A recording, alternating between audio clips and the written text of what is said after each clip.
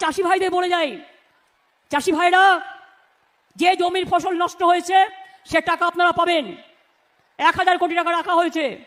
নমস্কার বন্ধুরা, কৃষক বন্ধু প্রকল্প নিয়ে এই মুহূর্তে সব থেকে বড় খবর নিয়ে আমি হাজির হয়েছি। আপনারা অনেকেই জানতে চাইছেন যে 2026 সালের রবি মরশুমের টাকা কবে ঢুকবে, বা 8ই জানুয়ারি মুখ্যমন্ত্রী মমতা বন্দ্যোপাধ্যায় ঘোষণা করার পরেও কেন এখনো সবার অ্যাকাউন্টে টাকা পৌঁছালো না। আজকের এই ভিডিওতে আমি আপনাদের প্রমাণ সহ দেখাবো যে কোন কোন জেলায় টাকা ঢোকা শুরু হয়েছে এবং কেন আপনার টাকা পেতে দেরি হচ্ছে, এবং যারা নতুন আবেদন করেছেন তারা এই কিস্তিতে টাকা পাবেন কিনা। ভিডিওটি একটু বড় হতে পারে, কিন্তু না কেটে শেষ পর্যন্ত দেখুন, কারণ আপনার প্রতিটি প্রশ্নের উত্তর এখানে আছে। প্রথমে বলি যে টাকা রিলিজের অফিসিয়াল আপডেট কি বলছে। যে প্রথমে দেখে নিন যে অফিসিয়াল আপডেটটি। আপনারা অন স্ক্রিনে যে ব্যানারটি দেখছেন সেটি মুখ্যমন্ত্রী মমতা বন্দ্যোপাধ্যায় স্বয়ং গঙ্গাসাগর মেলা থেকে উদ্বোধন করেছেন। রিলিজের তারিখ 8ই জানুয়ারি। উপভোক্তা সংখ্যা হচ্ছে 1,10,00,000 বেশি কৃষক ও বর্গাদার। মোট বরাদ্দ হচ্ছে 3035 কোটি টাকা। এর টাকার সংখ্যা কত? 3035 কোটি টাকা। কিন্তু মুখ্যমন্ত্রী পরিষ্কার জানিয়েছেন যে রবি মরশুমের জন্য এই বিশাল অঙ্কের টাকা বরাদ্দ করা হয়েছে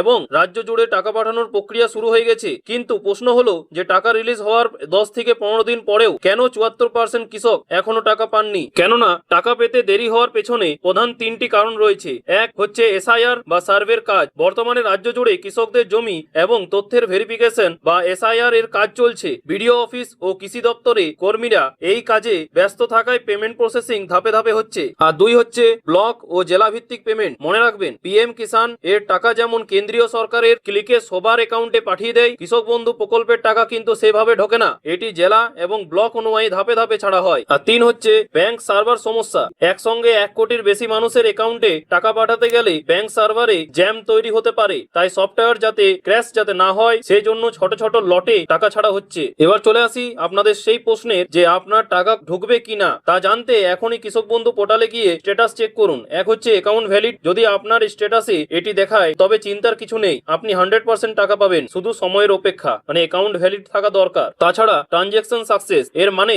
আপনার টাকা ঢুকে গেছে, ব্যাংক ব্যালেন্স চেক করুন। আর 3 হচ্ছে ডিলেটেড ফার্মার। যদি এটা দেখায় তবে আপনি এই কিস্তির টাকা পাবেন না, আপনাকে কৃষি দপ্তরে যোগাযোগ করতে হবে। আর তাছাড়া আরেকটা হচ্ছে, সেটা হচ্ছে নতুন আবেদনকারী। যারা একদম নতুন আবেদন করেছেন তাদের উদ্দেশ্যে জানাই, আপনাদের নাম নথিভুক্ত হতে সময় লাগে। এই রবি মরশুমের টাকা আপনারা হয়তো পাবেন না, তবে পরবর্তী খরিফ মরশুম থেকে আপনারা টাকা পাওয়া শুরু করবেন। এবার দেখে নেওয়া যাক যে কোন কোন জেলার কৃষকরা টাকা পেতে শুরু করেছেন। আমাদের চ্যানেলের কমেন্ট বক্সে আপনারা অনেকে জানিয়েছেন যে জলপাইগুড়ি ও কোচবিহার, এখান থেকে পূর্ণিমা লস্কর এবং পলাশ মণ্ডল জানিয়েছেন যে তারা টাকা পেয়ে গেছেন। কোচবিহারের অনেক ব্লকেই টাকা ঢোকা শুরু হয়েছে। আর তাছাড়া উত্তর দিনাজপুর ও বীরভূম, এখানে কাজ দ্রুত চলছে। কিছু কৃষক টাকা পেলেও বড় একটা অংশ এখনো অপেক্ষায় আছে। আরো আছে যেটা হচ্ছে হুগলি, পুরুলিয়া ও নদিয়া। এই জেলাগুলোতে এসআইআর এর কাজ প্রায় শেষের দিকে, তাই আগামী 2 থেকে 3 দিনের মধ্যে আপনাদের ফোনে মেসেজ আসার প্রবল সম্ভাবনা কিন্তু রয়েছে। আর তাছাড়া একটা জরুরি কথা, সেটা হচ্ছে কিছু মানুষ গুজব ছড়াচ্ছেন যে টাকা ছাড়াই হয়নি। তাদের উদ্দেশ্যে বলি, সরকারি পোর্টাল এবং মুখ্যমন্ত্রী অফিসিয়াল ঘোষণা কখনোই ভুল হয় না।